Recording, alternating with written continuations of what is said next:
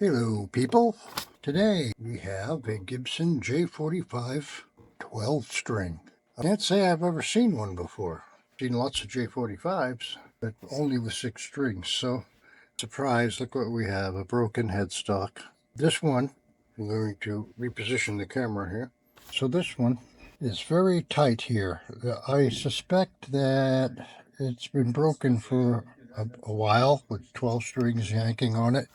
About 220 pounds yanking, and normally you should be able to just close that by flexing it, but it's been in this position for a while. I think things have shifted. This has a laminate on it, a typical laminate, and I think this is sort of preventing us from getting that crack to close fully without putting massive amounts of pressure on it. And I think that's sort of paddling upstream a little bit when it comes to structural integrity. So what I'm going to do is I'm going to loosen this laminate to relieve the tension. And I think that will allow us to close up this crack and get some, it just won't close no matter what. So I think by relieving the pressure by this laminate here will allow us to get it closed back up again. Probably be a good idea to do a little scoring here. I have a feeling that there's a good amount of glue on this particular nut just by those few little taps. Always a good idea to score if you got finish covering the end of the nut. Yeah. Particularly heavy on this side.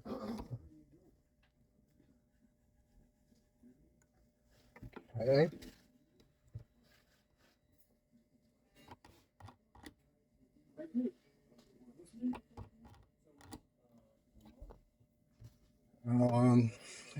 Yeah, sometimes it's a good idea to warm up the nut a little bit. I don't know why, but I just have a feeling there's a good amount of glue on there, and it's going to tear up the floor of the nut shelf. I'm using a piece of cardboard to deflect the heat away from the finish on the front of the headstock. I'll be using an iron to warm the laminate at a lower heat, and I'll use that same piece of cardboard to act as a protection between the iron and the finish on the headstock.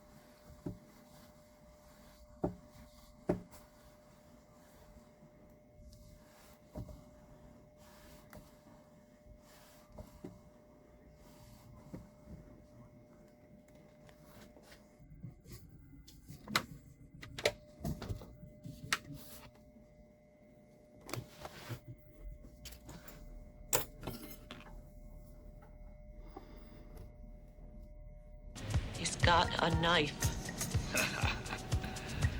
That's not a knife. That's a knife.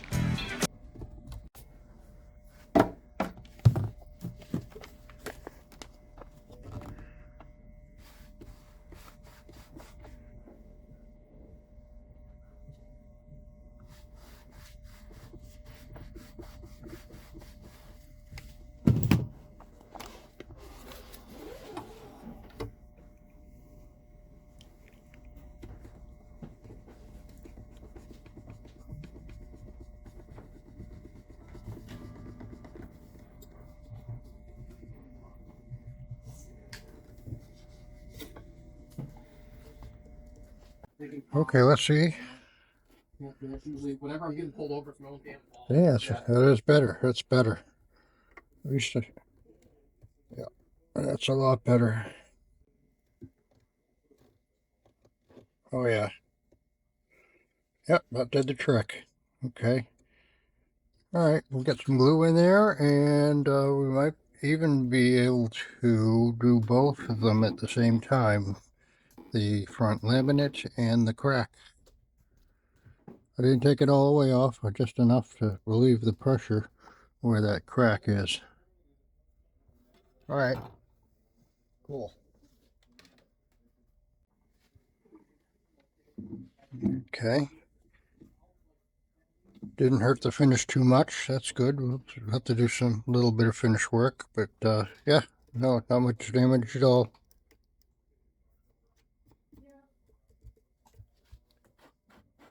Wonderful.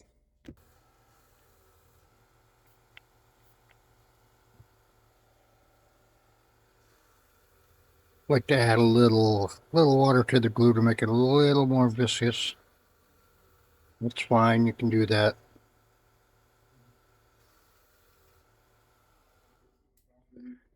That's fine. My glue is not super brand new. It's not wicked old, but it does thicken up a little bit over time in the bottle. Oops, come here. All right. Okay, so I ground my block down a little bit to conform with the transition here of the headstock to the main part of the neck. And so when we clamp it, we don't put a mark here. See?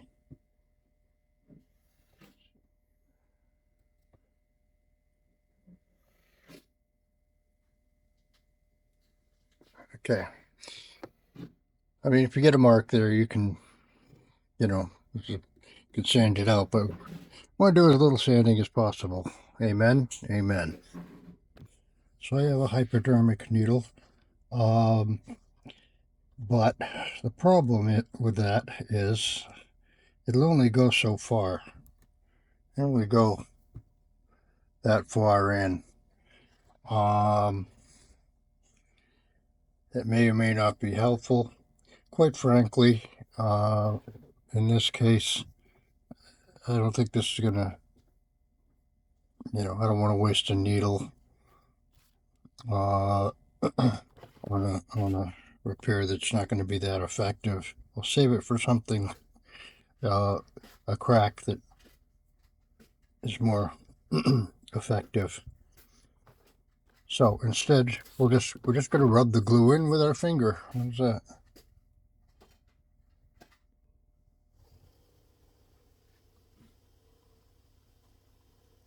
Just keep forcing it in and forcing it in. Just keep working it in and working it in. You can use a piece of cardboard or paper or whatever, guitar string, whatever it takes. Just get it worked in there. You don't want any schmutz in there.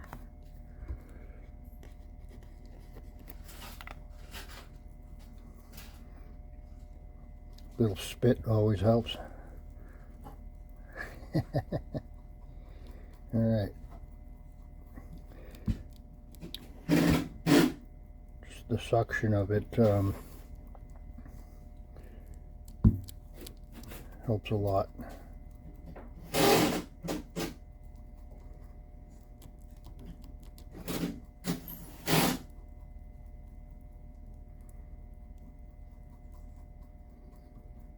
I'm gonna dig around and see if I can find a piece of guitar string.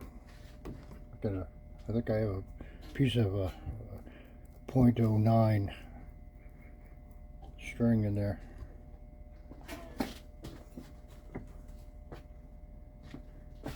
Yeah, there you go.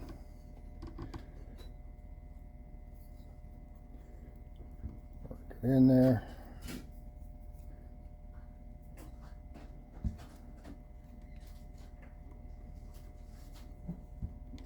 Where do we get in there?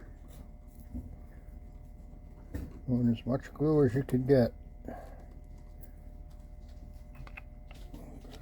fresh batch. And I'm holding the crack open.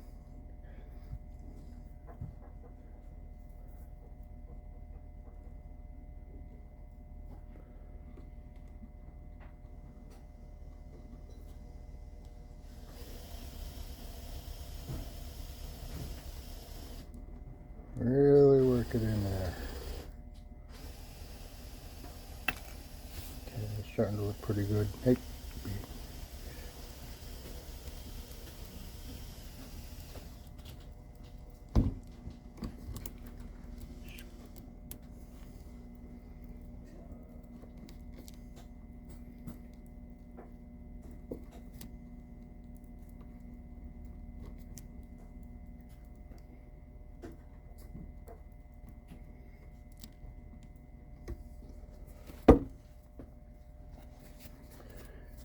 Okay, clean it up with a little bit of water.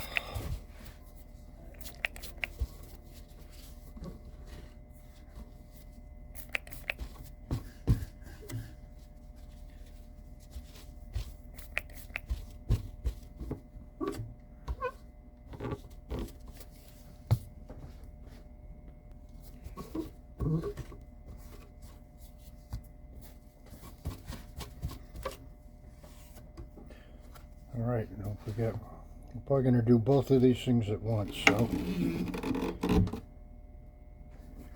this one's going to be easier.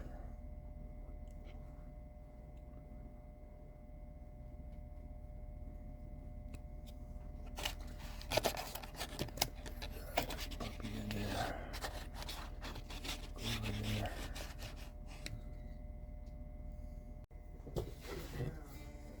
Okay.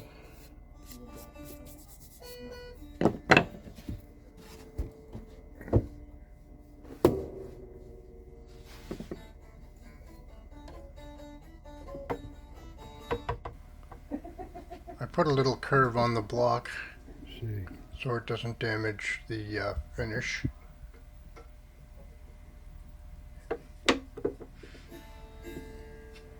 And it'll wipe up.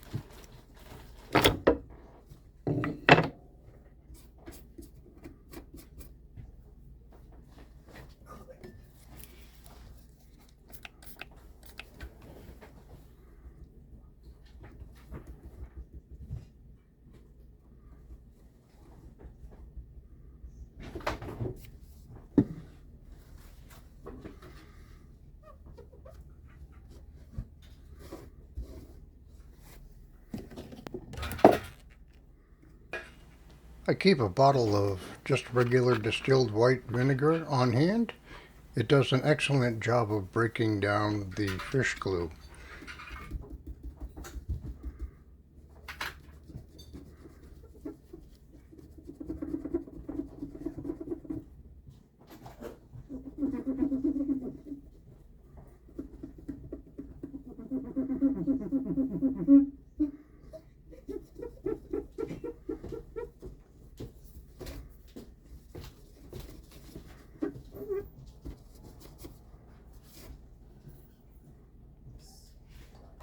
Okay, for the remaining crack, which is remarkably level, I'm going to fill in the crack with a little bit of black super glue. Yes, they make black super glue. Mine is getting old, so I thin it out with the ultra thin glue. We're going to be spraying a little lacquer on top of this as well, but this will reduce the amount of lacquer I'll need to use to a little chip right there.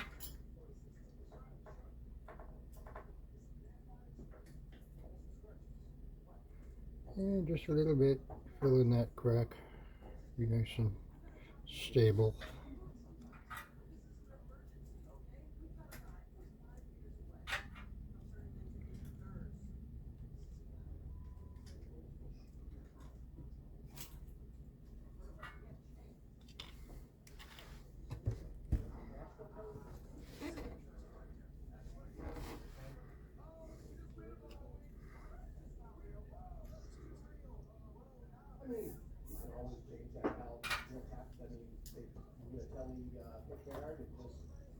A little chip there.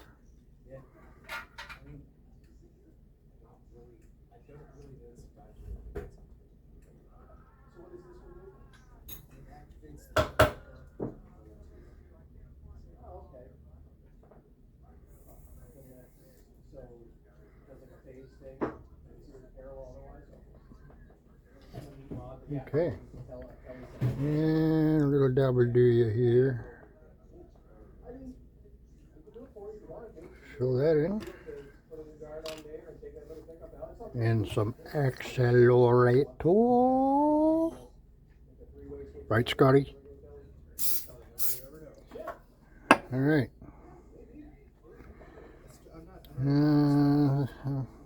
Oh, that's a little glue. Careful of that. I don't want to get that.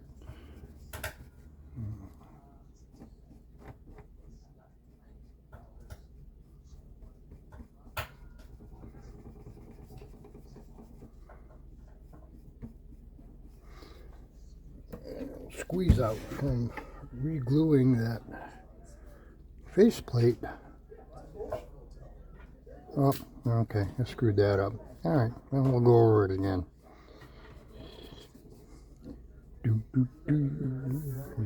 There.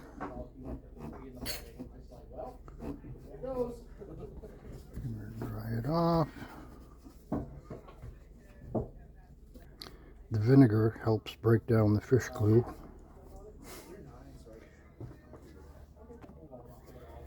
Okay, a little 220 to knock down the super glue.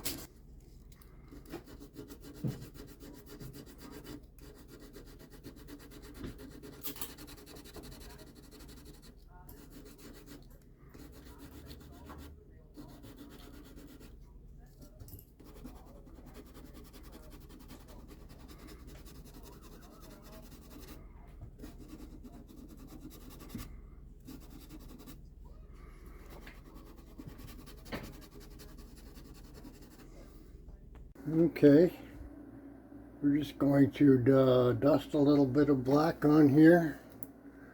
Not really very much lacquer at all, just gonna color it, basically. Some few spots there where we re-glued the faceplate. All right. I just want to talk a little bit about this gun. These you can buy for about 20 bucks, 15, 20 bucks at Harbor Freight. There's a little purple gun, and it's got, this is somewhere in between an airbrush and a 1.3 nozzle regular spray gun you use for base coat on a car. That I find them very useful for spraying sunbursts and for doing little touch-ups. It's bigger than an airbrush, and it's smaller than a 1.3 gun or a regular gun. I recommend these for guitar work because guitars are small.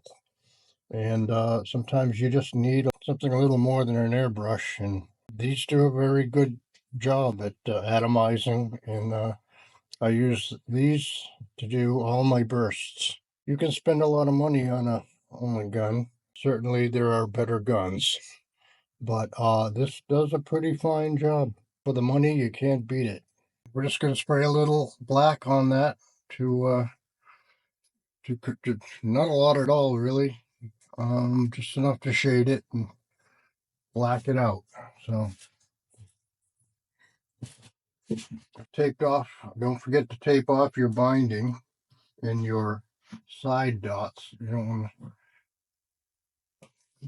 want to spray those. Sometimes I've been so enthusiastic about getting something done, I forgot to tape off the rosewood fingerboard or the binding.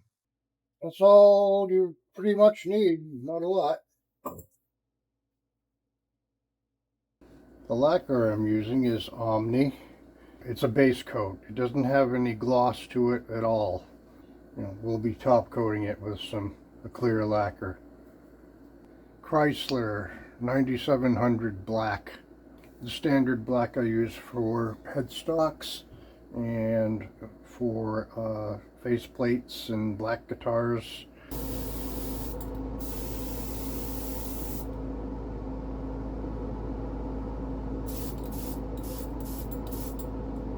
So this is what I use for a black Omni. It is, I had it, here it goes, Chrysler 9700 black. It is the standard black I use for headstocks and for face plates and black guitars. It has no gloss to it. It's a base coat, and we'll be covering it over with a nitro clear. I like to add a little soap to the water. It makes water wetter, and it helps keep the tiny little abrasives clear of the finish that is removed. It floats it up and away from the particles that do all the cutting in sandpaper.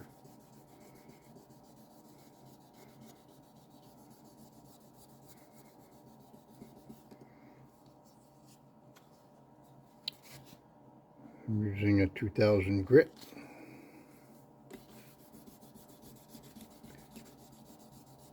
Especially here on the transition area.